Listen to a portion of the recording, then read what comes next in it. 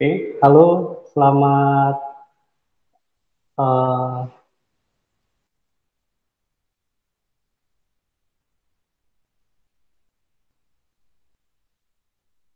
halo bertemu kembali di mata kuliah pengauditan satu minggu kedua.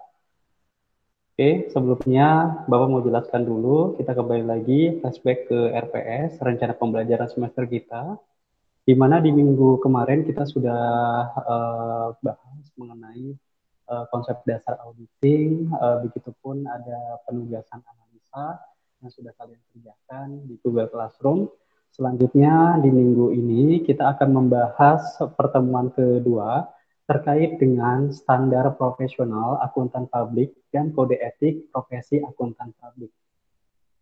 Oke, pada dasarnya SPAP itu memang perlu kita cermati khususnya dalam mata kuliah pengauditan 2. Karena pada dasarnya rumpun ilmu pengauditan itu memang berada di bawah kode etik dan peraturan standar profesional akuntan publik.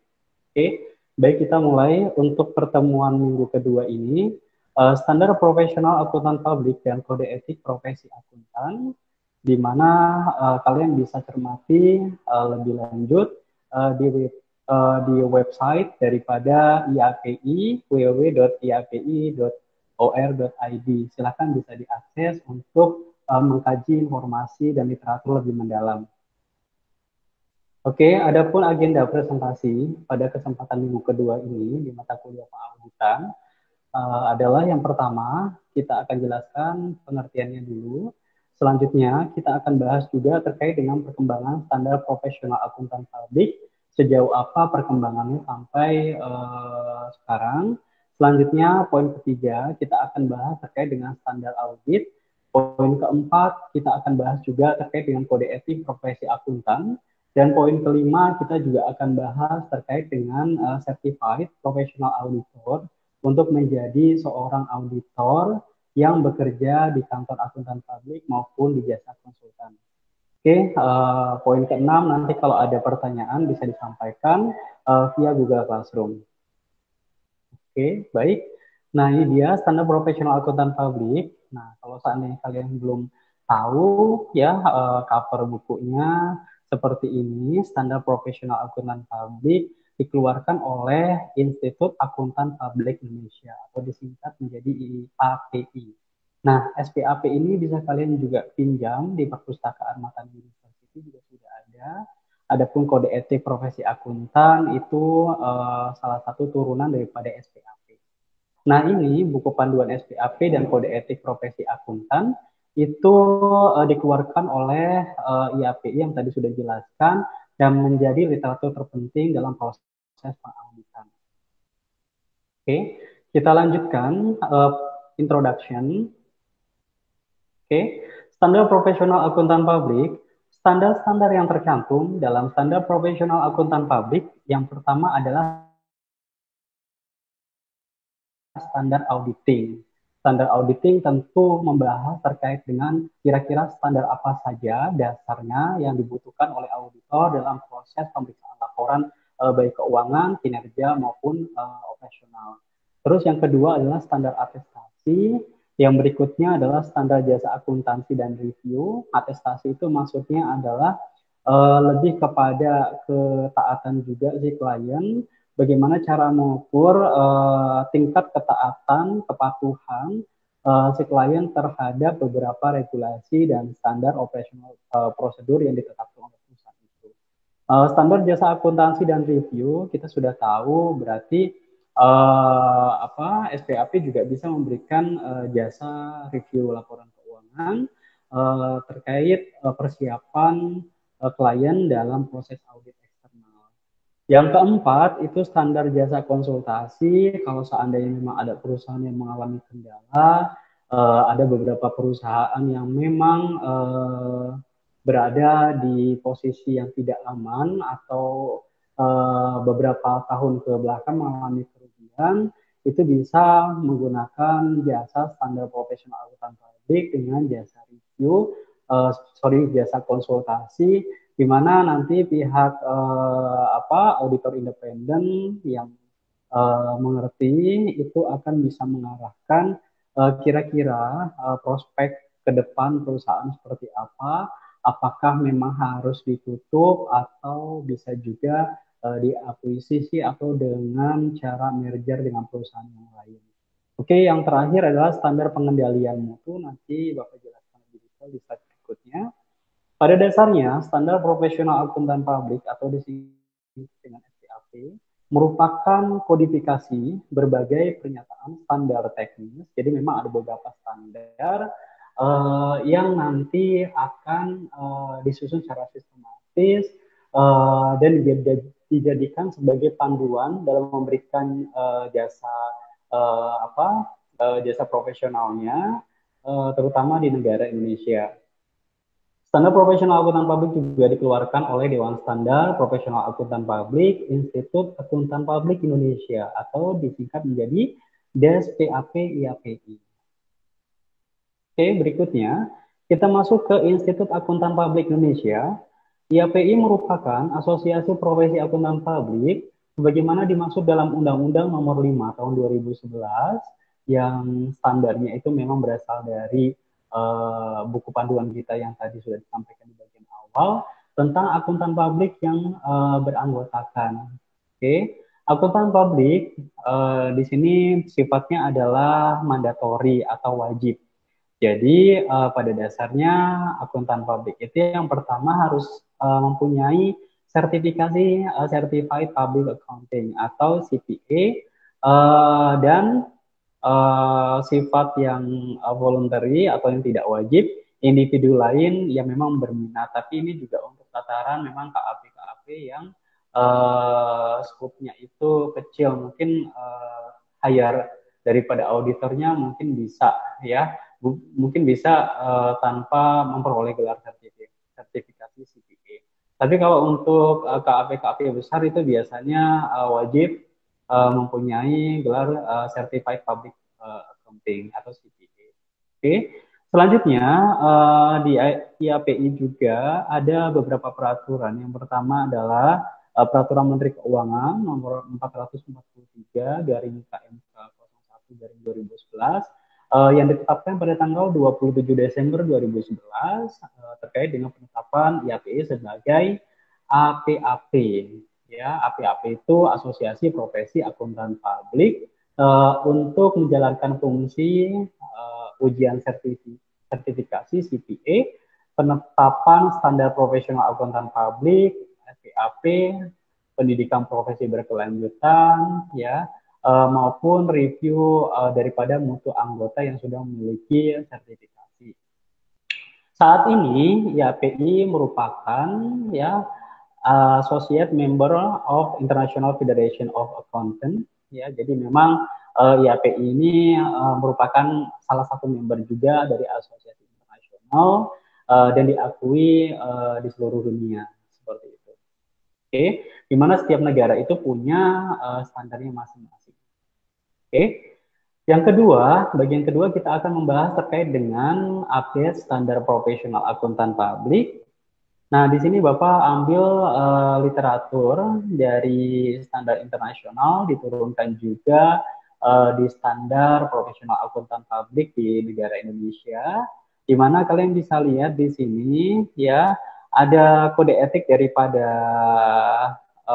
profesional akuntan sampai turunan ke bawahnya itu dari internasional sampai dengan assurance yang digolongkan menjadi beberapa butir indikator.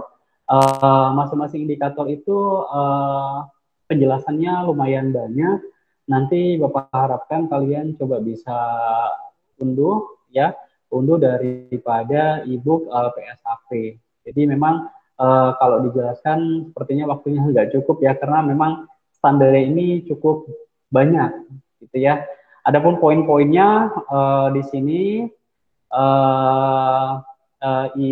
ISA 100 ya, butir 100 sampai 999 itu terkait dengan International Standard on Auditing. Jadi pada dasarnya standar yang berlaku di internasional seperti apa, ya sampai dengan eh, kerangka ya kerangka daripada butir 4.999. Ya, jadi pada dasarnya semua ini memang ditetapkan oleh member IFAC ya untuk mengatur mekanisme proses pengauditan yang akan dilakukan baik itu untuk organisasi laba maupun organisasi nirlaba.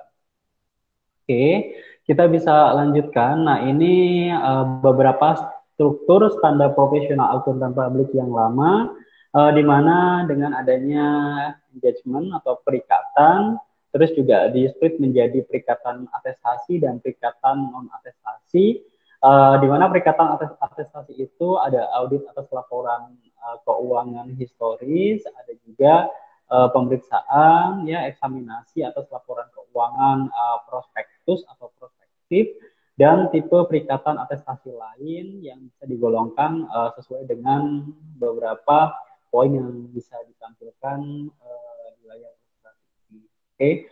Selanjutnya untuk perikatan non atestasi di sini terdiri dari standar jasa akuntansi dan review dan standar jasa konsultasi. Jadi memang kalau seandainya dia ranahnya memang audit murni itu berada di perikatan atestasi.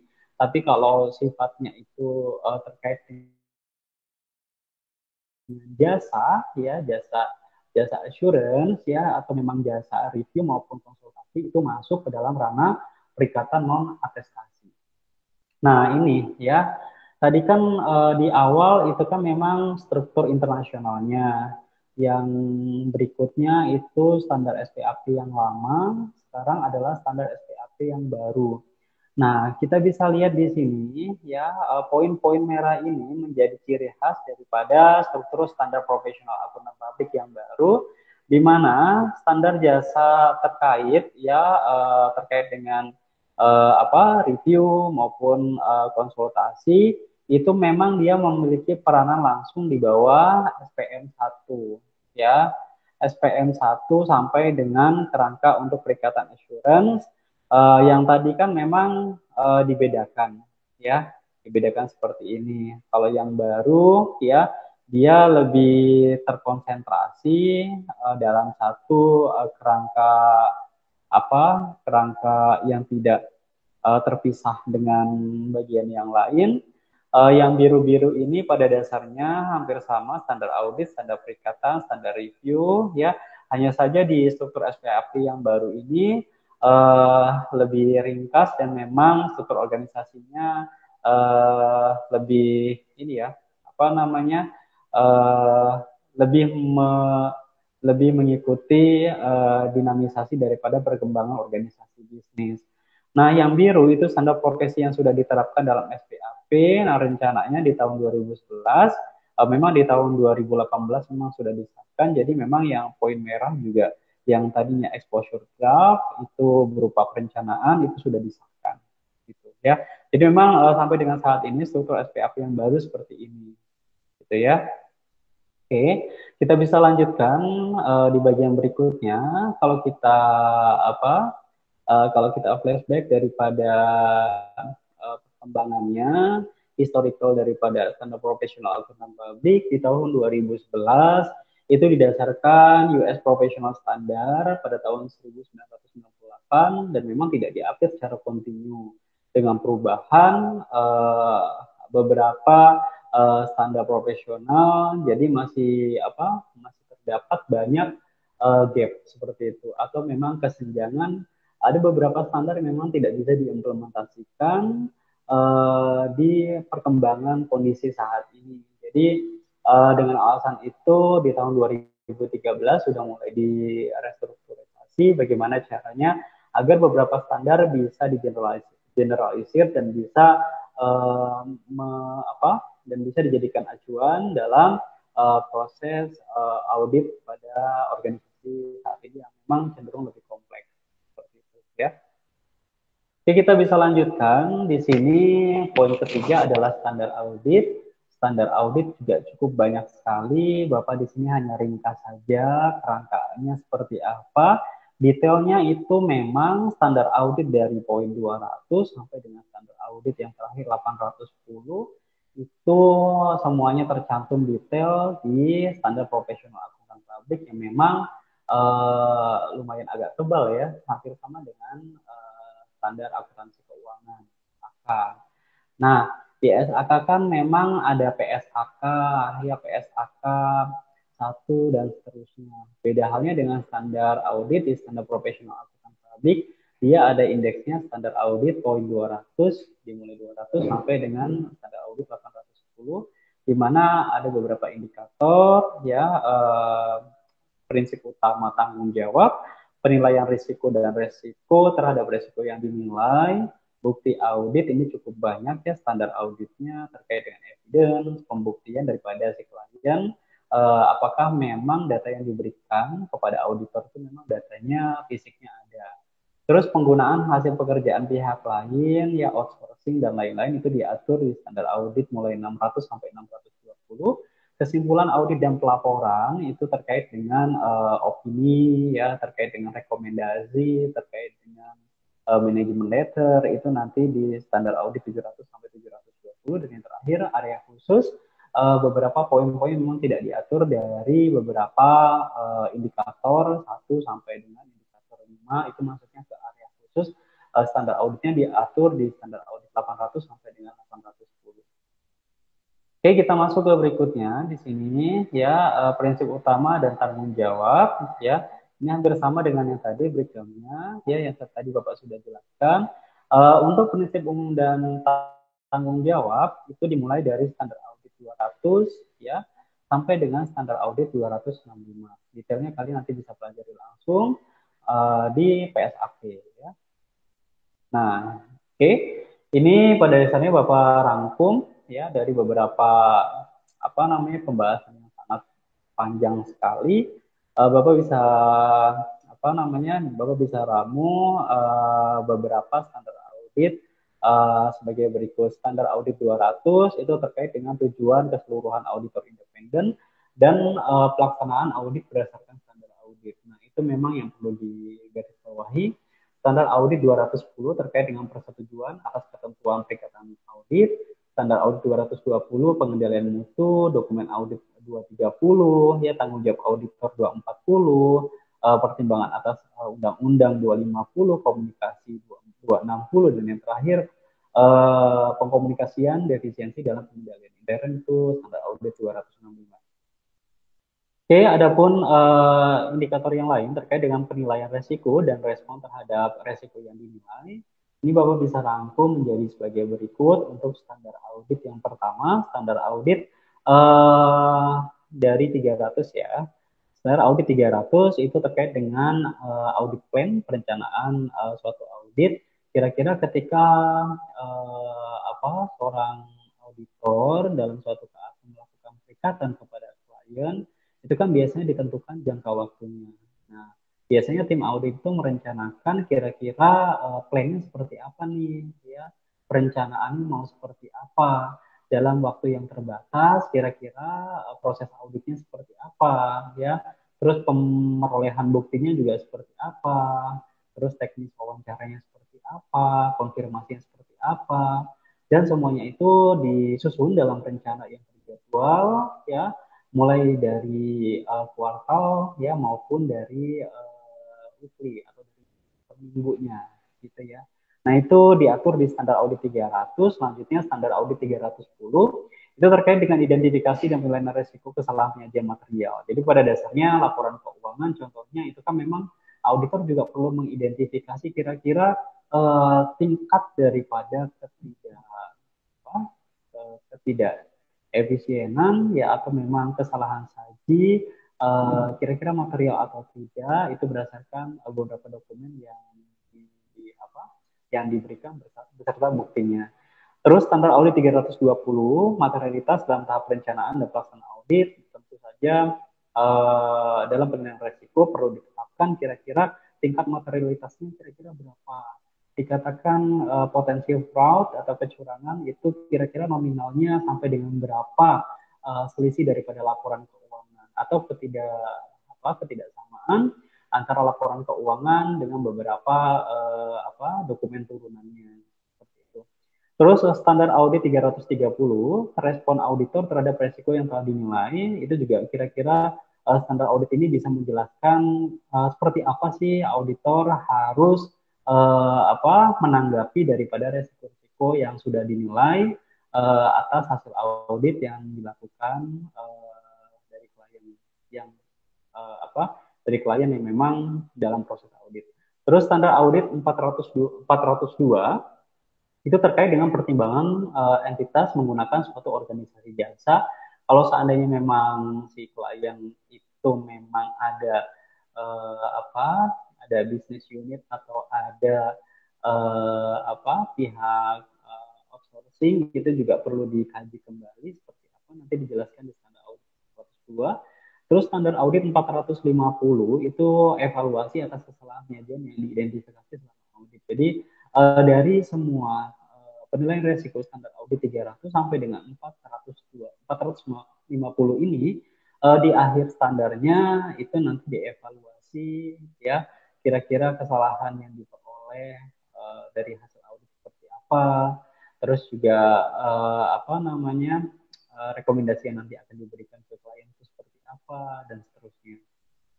Oke, kita bisa lanjutkan ke standar berikutnya. Di indikator bukti audit, itu dimulai dari standar audit 500 ya sampai dengan standar audit 580. Oke, standar audit 500 itu berbicara poinnya terkait dengan bukti audit. 501 itu terkait dengan pertimbangan spesifik dan unsur pilihan. Standar audit 505 konfirmasi eksternal. Jadi ada beberapa data yang memang perlu dikonfirmasi ke klien atau ke pihak ketiga terkait dengan validasi data yang dilaporkan oleh si klien.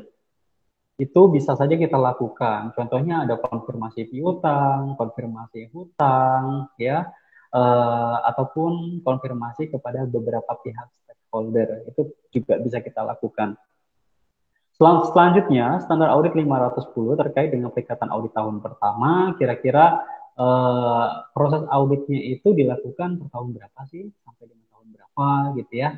Biasanya kalau seandainya berganti KAP atau switching KAP itu kan biasanya melihat dari historical KAP sebelumnya, peringkatan tahun pertama itu sama siapa, oleh KAP siapa, rekomendasinya apa.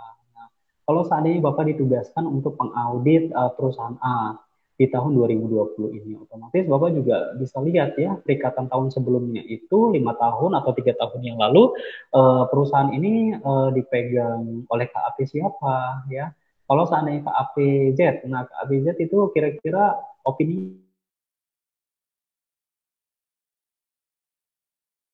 seperti apa ya, rekomendasinya apa. Nah, itu bisa dijadikan salah satu dasar kita audit plan kita. Kalau seandainya di tahun-tahun sebelumnya, di KAP sebelumnya itu memang ada kesalahan saja pada pada poin cash account, uang muka, berarti kita bisa lebih kritisi di audit tahun ini itu lebih lebih memperdalam kembali audit di bagian uang muka atau cash advance gitu ya.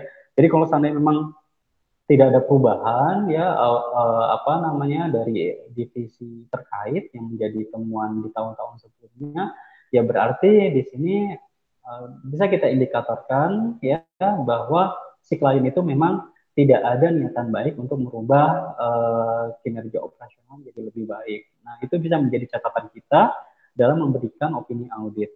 Oke. Berikutnya terkait dengan prosedur analisa ya 530 sampling audit. Nanti kira-kira ketika kita mengaudit salah satu perusahaan yang memang notabene dia itu perusahaan besar gitu ya, atau perusahaan yang punya banyak cabang. Nah, itu kan kita perlu pertimbangkan juga tuh kira-kira apakah kita mampu untuk untuk mengaudit semua perusahaan cabang, atau kita hanya tunjuk berdasarkan kriteria tertentu. Nah, ini ada metode sampling audit di standar audit 530. Jadi kita bisa klasifikasikan, contohnya dari 100 cabang, itu yang kita layak jadikan sampel dalam proses audit, hanya 10%-nya aja yang bisa mewakili atau bisa dijadikan representasi daripada pada masing-masing jenis cabang si perusahaan itu.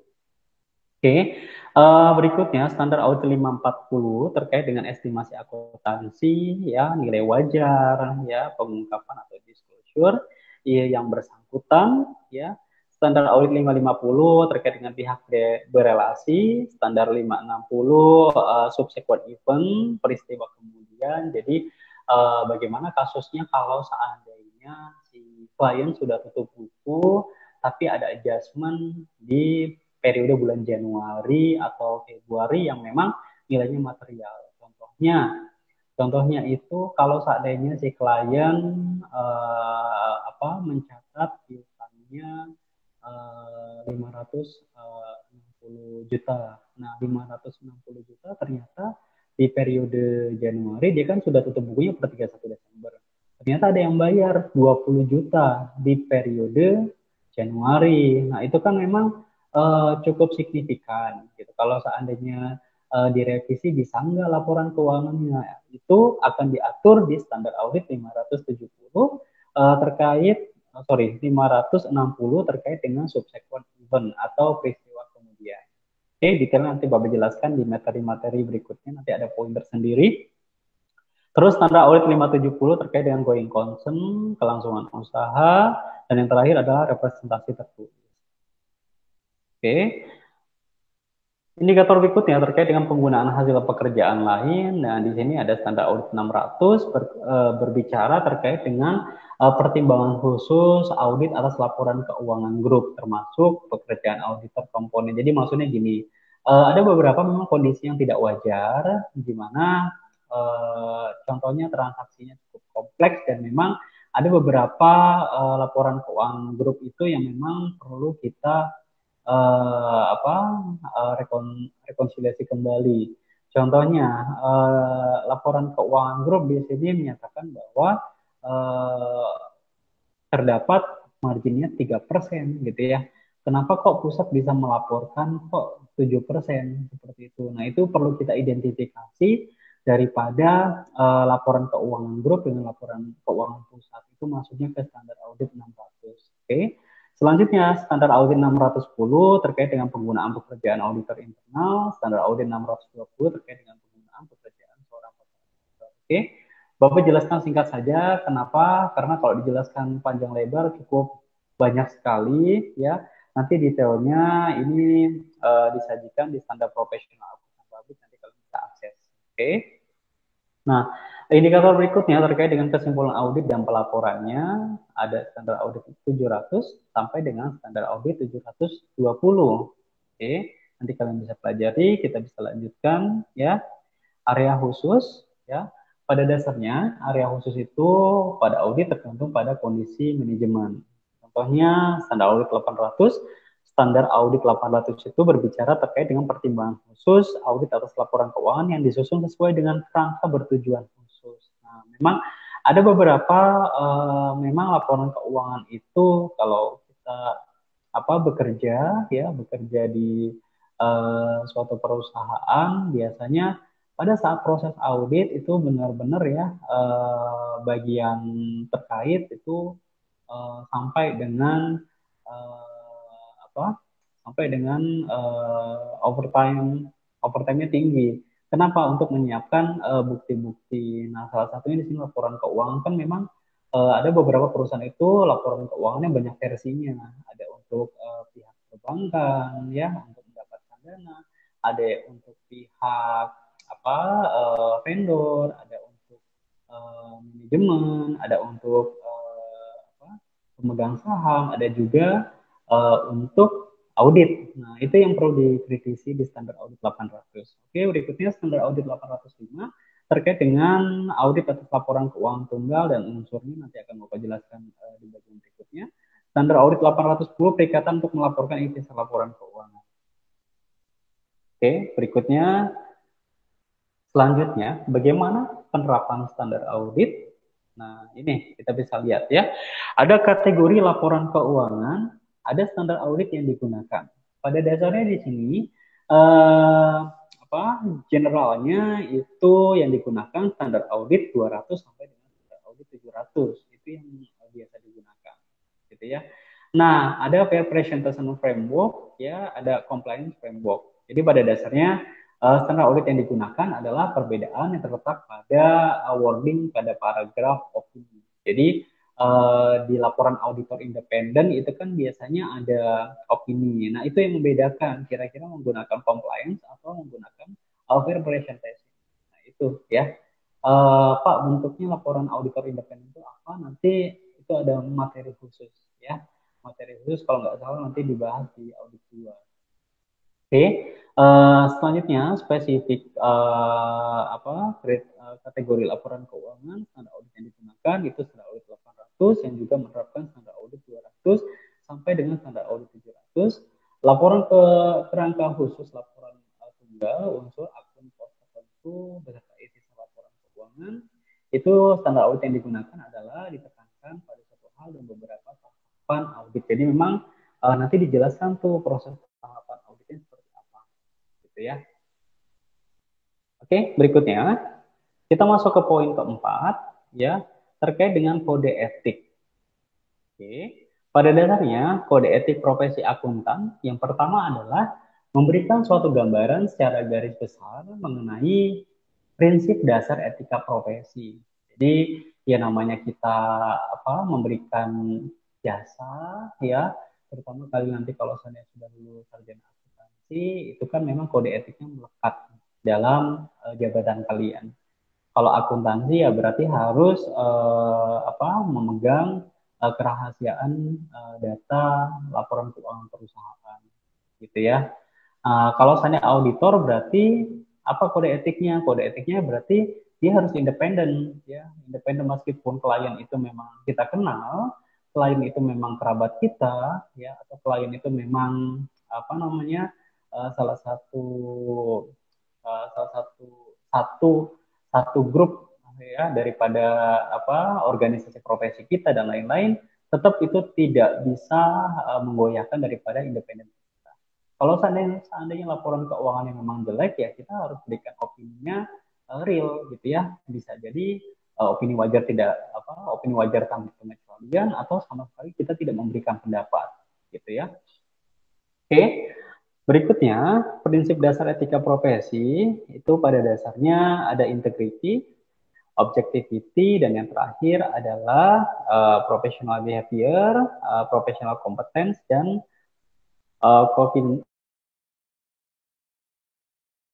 confidence ini ya, confidentiality. Oke, integrity di sini pada dasarnya semua akuntan profesional itu yang pasti harus jujur ya, harus jujur apa adanya. Jadi kalau seandainya laporan keuangannya memang banyak miss ya, banyak data yang tidak balance ya itu harus diungkapkan atau memang ada internal kontrol yang lemah ya, ada beberapa nomor invoice yang memang atau nomor tagihan yang memang acak-acakan itu juga harus kita sampaikan ya kepada pihak manajemen.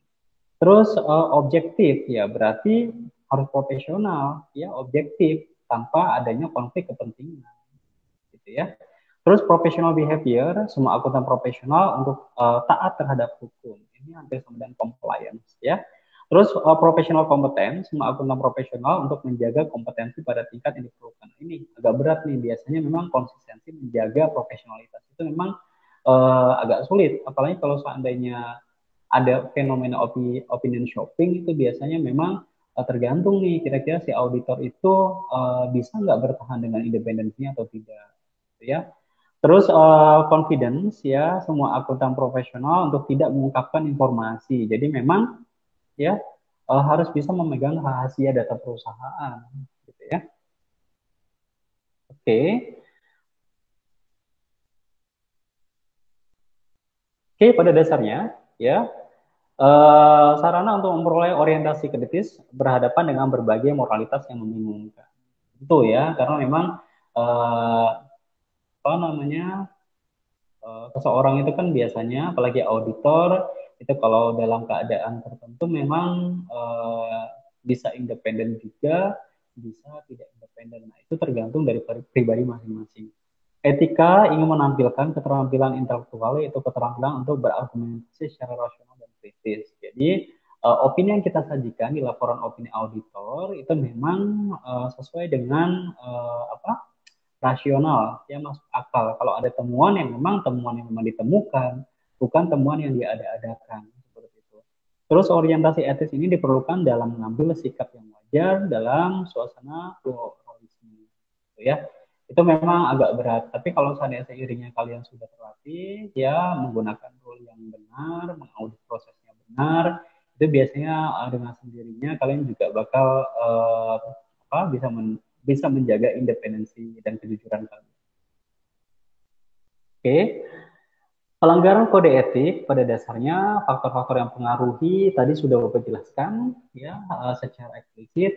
Ada kebutuhan individu memang, contohnya di masa pandemi seperti ini kan biasanya proses audit juga ini ya proses audit juga nggak nggak normal seperti itu. Maksudnya dilakukan secara daring gitu ya.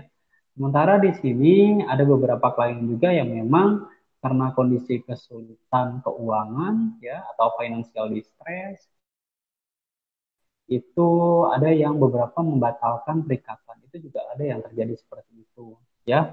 Ada juga memang klien-klien yang berganti ke AV karena tidak mampu membayar ke AV yang sedang melakukan proses audit. Jadi mencari KAP yang memang fee-nya lebih rendah ya untuk proses efisiensi atau menghemat dana pengeluaran perusahaan yang memang kondisinya saat ini sedang sulit seperti itu. Terus tidak ada pedoman itu juga wajar juga kalau seandainya memang di KAP itu tidak ada job desk yang jelas, itu juga bisa mempengaruhi pelanggaran kode etik. Terus perilaku dan kebiasaan individu yang terakumulasi dan tak dikoreksi, memang ini bawaan daripada individu. Kalau memang individunya memang perilakunya memang sudah tidak terpuji atau memang ada unsur untuk ya untuk memperkaya diri sendiri atau untuk mendapatkan keuntungan pribadi, itu juga perlu dianalisa juga.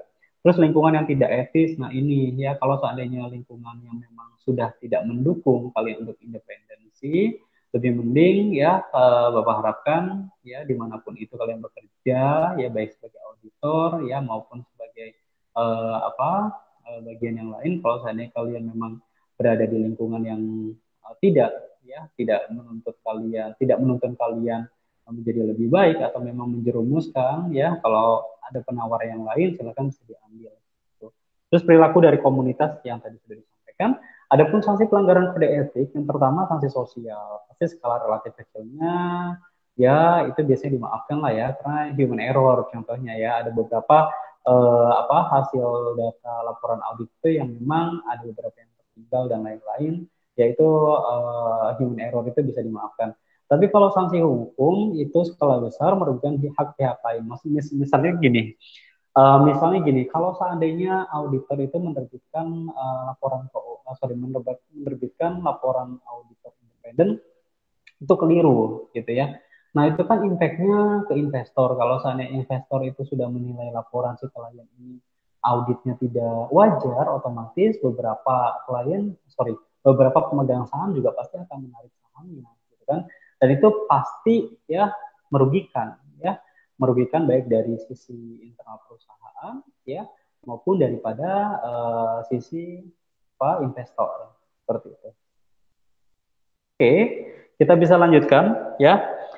Poin kelima ini certified ya. Certified kalau seandainya kalian berniat ya untuk menjadi bagian dari kantor akuntan publik ada beberapa syaratnya. Yang pertama kalian harus menempuh ujian tingkat dasar bagi memiliki kompetensi dasar bidang akuntansi, auditing, keuangan dan bisnis. Nah, ini kalian nanti bisa ambil program CPA gitu ya sampai dengan Certified Professional Auditor of Indonesia ya di sini tahap kedua ujian tingkat profesional bagi yang memiliki kemampuan keahlian profesional ya etika ya dan lain-lain dan yang terakhir nanti kalian akan berada di ujian tingkat lanjutan kompetensi. Jadi kalau lulus bisa memperoleh gelar sertifikasi akuntansi Certified Public Accountant ya atau CPA. Nah, seperti ini ya. Bisa terlihat. Oke. Ini contoh sertifikasi profesi dinyatakan lulus ya. Sertifikasi analisis biaya ya, sertifikasi kompetensi dan lain-lain. Nah, ini yang dibutuhkan kalau seandainya kalian mau bergabung di kantor akuntan publik Big Four.